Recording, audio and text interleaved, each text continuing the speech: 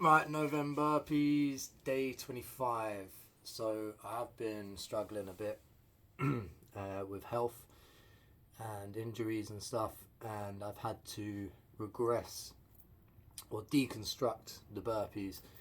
So I have had reps every day. If I can't do the burpees, because I think it was after the first week, Superman punched a bar flying through the sky, bang, crunch a little finger. So that's been aggravating. Been aggravated quite a bit over the last couple of weeks. And then obviously ripped up my hands on some bars because I haven't been doing much bar work. And so the idea of the challenge is to attempt the 100 or whatever burpees. I'm doing 108 for certain reasons, and the idea is to try and accomplish them every day. But again, it's not about competing with the outside world. It's about competing with yourself, and the challenge is 30 days in a row on. So you will learn more about yourself, about your energy, about what you're capable of, what your perceived limitations used to be, and now you've realized you can push through them. But equally there's life and stress and health and all these different commitments and engagements that we have in our life, and we have to work around them. But the top of your to-do list every day should be your health. And if it's not at the top of your to-do list every day, then you're probably doing life wrong. You're probably going to end up with more stress, more frustration, more confusion.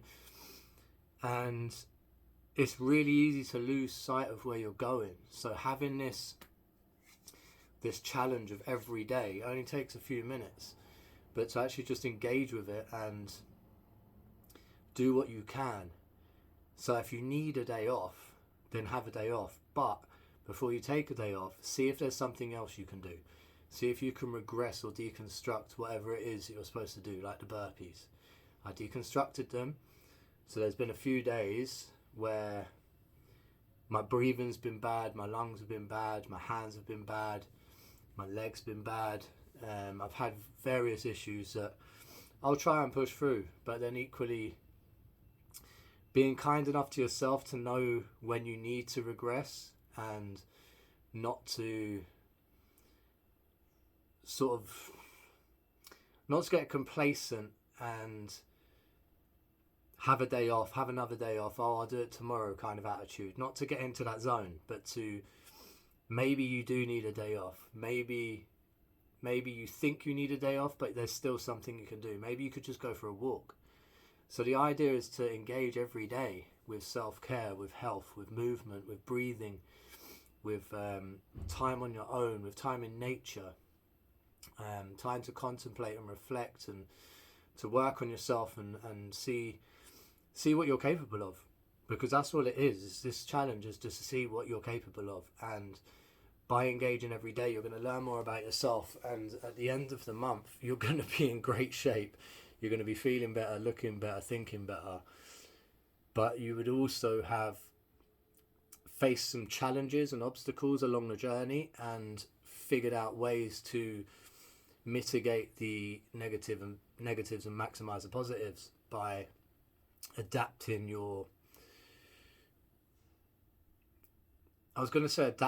training, but there's also adapting your life, adapting your diet, adapting your sleep pattern, adapting your engagements, like who are you engaging with. So when you have to make time, well, you don't make time, you set time aside, or I feel like that's just like secondary. You put yourself at the top of your to-do list, right? And if you do that every day, you might need to not go to certain places or see certain people or do certain things in order to look after yourself and put yourself first. So that's building up that self-worth, that discipline, that my brain's just gone dead. But learning about yourself, and through that process you will then change your life to make yourself well first and then life.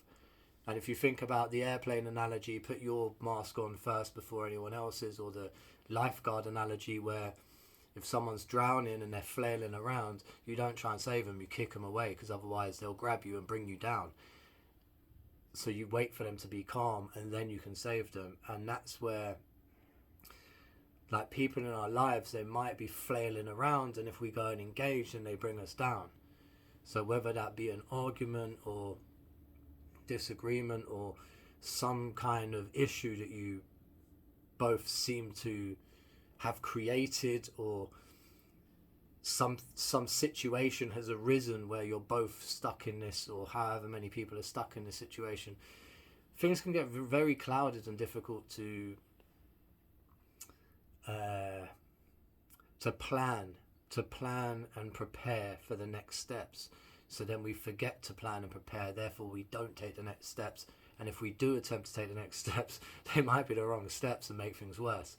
So it is about having full control and ownership and responsibility for everything that happens here. Everything that's out there, that's not on your to-do list. That's the world, man. So when we look after us, we engage with that better. We make better decisions.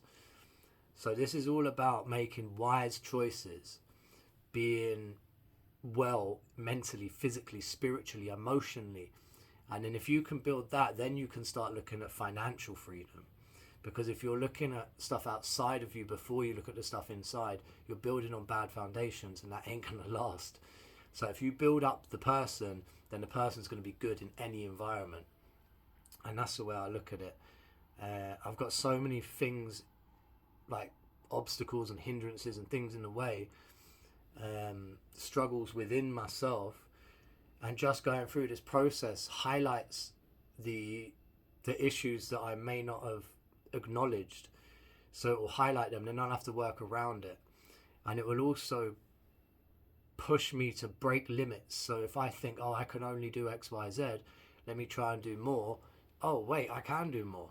So then you start growing and believing in yourself, and you have that more confidence. And because you're performing and doing right action, then you're going to have more competence. So you're just going to grow in all areas, and then all those areas are going to grow and spread onto people in your life, in your business, in your family, in your area. It's going to affect the way that you work and the way that you manage your time and your energy, which is the only currencies that we actually have. Money is just made up. It's a game. It's a tool. It's not really, there's no substance to it. It can help us get things and do things, but really there's always a workaround. So looking at your health is the primary objective of everything we do in our life, because if we're not happy, if we're not well, why would we do things? You know what I mean? So if you're well and you're happy and you're enjoying and you're getting better at something, it's just going to improve, and then that's going to snowball into different areas of your life. So pick a destination, be specific, create a path, and then just start taking steps. It's really, really simple, but we get clouded and confused, and we get lost, and we stray from the path and forget to come back, forget to reflect on our behavior, the way we engage with others, the way we engage with ourselves, the way we speak to ourselves in our head. Are we journaling? Are we meditating? Are we spending time in nature? Who are we around? Because everyone you're around, you're absorbing part of their energy and becoming a part like them. So there's people that we like because we are like them, or we want to be like them. So start surrounding yourself with people that you want to be like, that you want to aspire to be more like. And then you will be more like them because you'll be around them, and you'll be subconsciously pushed to be more like them. And then when you go away and spend time on your own, then you can reflect on yourself and how you engaged, and then you can improve that. And then the next time you go back around those people, you will have improved, and you will be better at doing whatever it is that you guys have decided to do. So start indoors, start on yourself. The weather's been terrible here. I've had a few bugs, and that's because of my immune system is corrupt. So in that time, I haven't been able to deliver what I normally do, and then that has a negative effect on me because I'm not connecting and sharing. I'm not training. I'm not out in nature. I'm not socializing. So there's a massive loss, and then you can easily get trapped stuck on like watching the news or listening to the news or other people's views on things, and then that gets in your head. So that's like being around other people. So it's not just the people you're around. You know, we are the average of the 5 people we hang around with most. But if you only hang around with 4 or 3 or 2 or 1 or none, then those spaces have to be filled up by other energies, by other people. Because we are constantly looking to become or be or head towards something, whether it be good or bad, and whether we know it or not, we're always heading towards something, because we're not here, we're not existing like just now. Now is gone, now is gone, now is gone, you know what I mean? So we're always striving and growing in a direction, so we have to be specific about what that direction is. So if you've got no people in your life, or 1 or 2 people in your life, who are the other people you're listening to? Because if you're listening to the people on the news, it's going to corrupt your brain. If you're listening to people sharing their views, and they're going to encroach on your views. If you have a strong belief, and then all you do is listen to people that solidify that belief, it might be the wrong belief. Clues in the title, it's a belief, it's not a fact.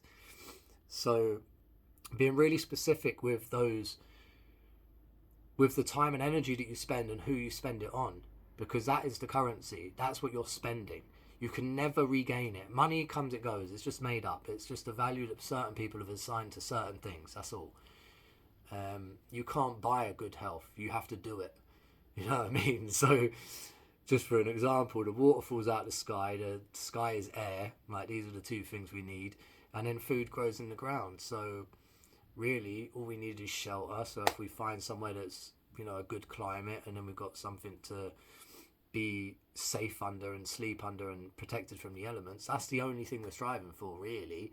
All the other stuff is just noise. All these other things, artwork, fucking bits and bobs, and, you know, all the stuff in the background, chairs. Like, why do we need chairs? Like, you know what I mean? Like, if you think about it, chairs and screens are like the biggest things that have been invented that are here to destroy us. They're not here to help us. They're to keep us lazy and to brainwash us. So that's obviously a reminder for me to start doing burpees, right? So put yourself at the top of your to-do list every day, and then stretch out. I've already done my stretches, I think I've done half the burpees already. So yeah, let's get into it, mate. 1, 2, 3, 4, 5, 6, 7, 8, 9, 10, 11, 12, 13, 14, 15,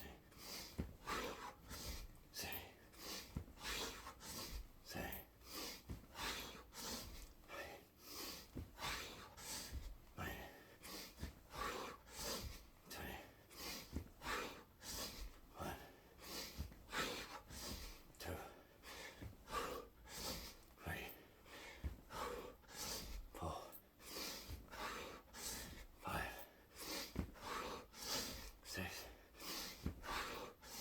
17, 18, 27. So I'm doing it in 4 sets of 27. But there it is. So take a moment right now after this video. It's going to shut off in a minute. Carry on doing your burpees. But take a minute after this video. Turn the screens off. Subscribe first though. But yeah, do what you want. This is all just fun, isn't it? We're just having fun. Building communities, being healthy.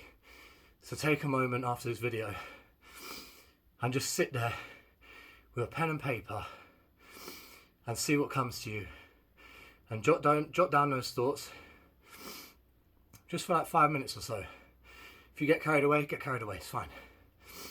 And then once you've written down what's in your head, you've cleared that out, then write down what you're doing to take care of yourself. how you're eating, how you're sleeping, what exercise, what movement, what journaling, meditation, spiritual practices. Are you in nature? And just write down exactly what you're doing. And then all the things that you're doing that are hindering you. Now start removing the things that are hindering you, your poisons,